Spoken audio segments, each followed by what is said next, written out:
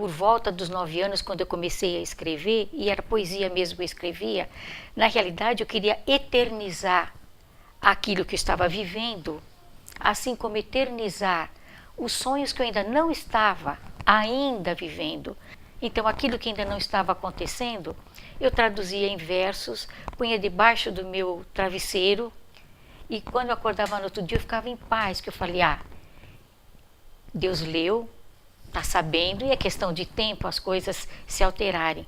Foi assim que a poesia entrou devagarzinho na minha vida, e depois disso entrou a aquarela como um recurso de tornar sempre esteticamente belo e eterno aquilo que nem sempre a minha mãozinha podia encostar, porque não é em tudo que você pode encostar, né? Tem acontecimentos que acontecem dentro do coração. Não é? Então você dá formato para isso e dá sonoridade através das palavras, é fantástico.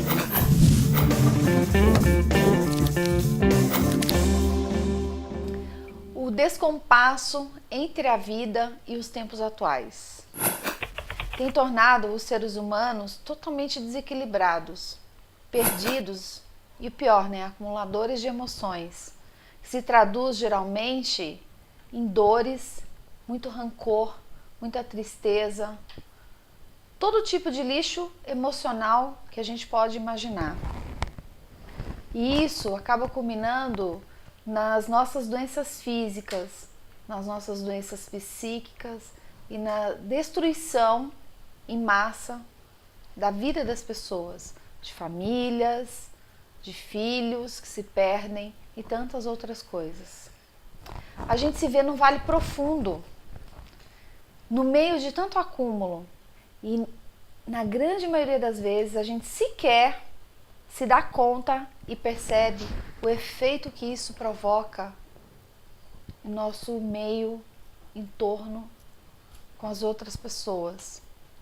O que as nossas emoções elas estão causando no outro? O que as nossas emoções e os nossos lixos emocionais estão causando para nós mesmos?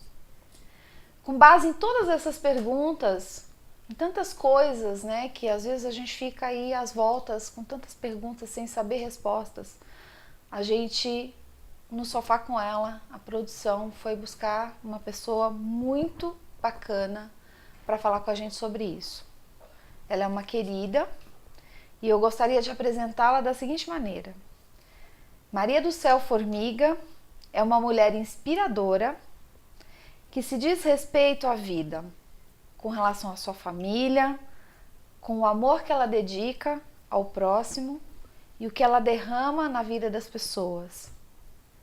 E para quem tem o privilégio de conhecê-la. Maria do Céu Formiga, mulher inspiradora, minha amiga.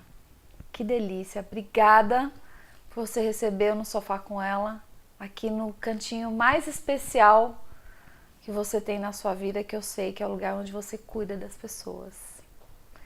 Prazer é meu. Conta pra gente quem é a Maria do Céu Formiga. Eu sou psicóloga, sou uma pessoa que trabalho com a minha humanidade exposta, né? Não tenho nenhum senão com relação à minha sensibilidade.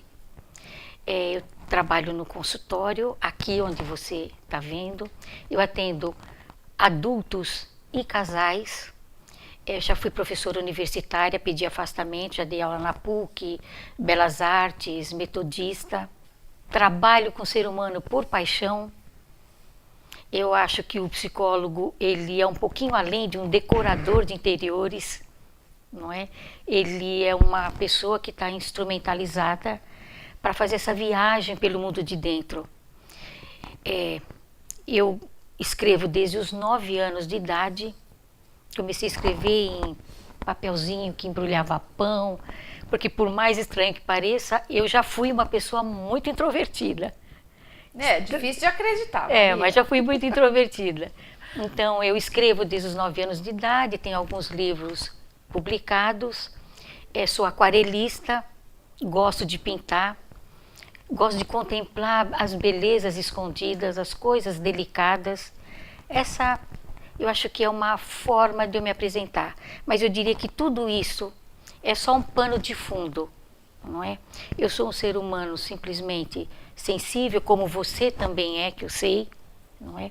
Gosto de gente, acho que gente é insubstituível, tem um sabor inigualável e me sinto muito feliz por ter sido agraciada com essa possibilidade de conviver com as pessoas. É muito bom, porque eu acho que, sobretudo, Maria, quando a gente tem o dom de usar o nosso talento, a nossa sensibilidade, de sermos pessoas expostas, sem vergonha, de sermos expostas efetivamente, de colocar a nossa alma, nosso pensamento, de colocar tudo o que é bom e também o que é ruim de nós, os seres humanos, que é normal, e transformar isso numa entrega voluntária, numa entrega de amor, numa entrega de dedicação. Então, assim, fazer esse no sofá com ela, com você, para mim tem um outro quê, tem uma outra importância, sabe? Porque você para mim é uma pessoa muito especial. E a sua história de vida, ela traz esse contexto todo e traduz a Maria do Céu, que é essa pessoa tão rica, né? Tão você. Maria, conta um pouco mais da história da Maria do Céu. Eu sou fruto de imigrantes do Agreste.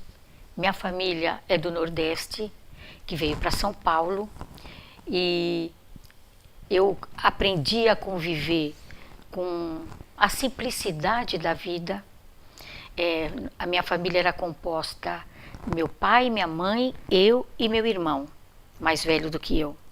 E depois de alguns anos nasceu a minha irmã, que veio de uma maneira especial. Minha irmã nasceu com um problema de paralisia cerebral que afetou a área motora dela. Então isso trouxe a oportunidade para mim, para os integrantes da minha casa, de levar a vida em cima de desafios. Nós tínhamos todas as condições de olhar para o acontecimento como uma tragédia, não é? Porque nos pegou desprevenidos a todos e nós éramos muito simples. Mas a minha família optou por fazer uma leitura dócil, uma leitura terna, e acolher aquela criaturinha que veio molinha, meio fora da caixa, etc., como um presente de Deus.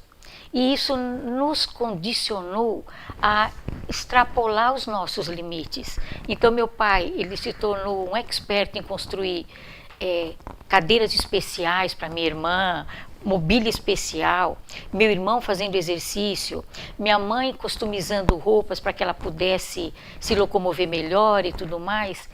E eu aprendi a inventar situaçõezinhas, instrumentos lúdicos para exercitar a fala, a motricidade, etc.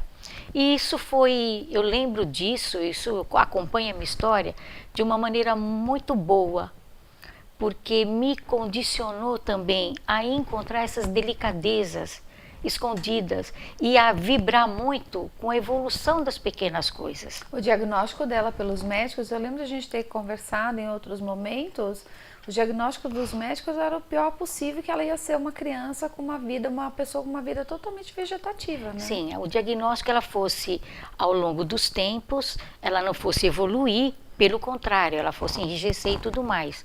E a minha irmã se tornou uma mocinha linda, ela cuida de si, ela pinta, aprendeu a pintar comigo, todo ano ela faz um bazar belíssimo das coisas que ela produz, se comunica muito bem e desenvolveu um talento. Eu diria que o dom dela é de acolher as pessoas e dizer às pessoas como vale a pena a vida. E ela é muito amorosa, né? E ela entrega muito disso no que ela desenvolve com a habilidade manual dela. Exato. Eu acho isso incrível, o jeito dela amar. É uma coisa única, assim. Eu nunca tinha visto uma pessoa que pudesse materializar o amor, porque a gente não consegue entender o que ela fala efetivamente, mas a gente entende a fala dela através dos gestos, das coisas que ela produz pela mãozinha dela, né? Exato. E ela tem com que idade hoje, Maria? Hoje ela está com 48 anos. Quebrando totalmente aí qualquer perspectiva catastrófica que havia para ela, né? E por conta disso, né, quando eu digo a gente desenvolveu habilidades adicionais, isso não foi com peso, porque a gente era feliz, muito feliz, produzindo essas coisas. Não era só com o resultado que essas coisas traziam. Maria, a gente ouve muito dentro de famílias, dentro de situações onde existe um indivíduo lá com limitações, com questões de saúde limitantes mesmo, que é uma criança especial. Eu sempre olhei isso no sentido de é sim uma criança especial, é um ser especial, porque eu acho que eles vêm, a gente acha que eles vêm porque vão dar trabalho para cuidar e tudo, mas eu acho que deve haver um privilégio tão grande no aprender a viver essa situação da forma que vocês viveram, porque o aprendizado é gigantesco, né?